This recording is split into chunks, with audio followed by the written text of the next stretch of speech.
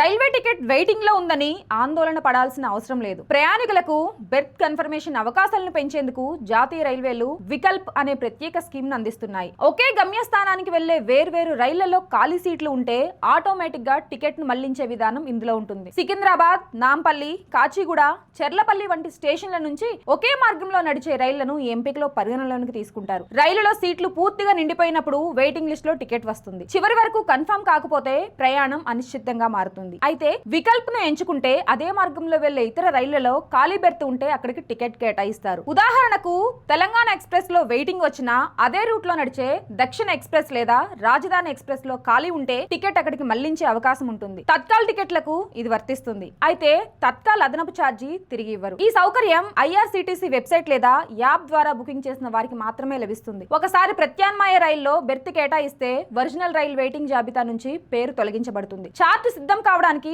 సుమారు 8 గంటల ముందు వరకు ఈ ఎంపికలు అందుబాటులో ఉంటాయి. దక్షిణ మధ్య రైల్వే అధికారుల ప్రకారం ఈ స్కీమ్ ను మరింత మంది వినియోగిస్తే కన్ఫర్మ్ టికెట్ అవకాశాలు 10 నుండి 20% వరకు పెరిగే అవకాశం ఉంది.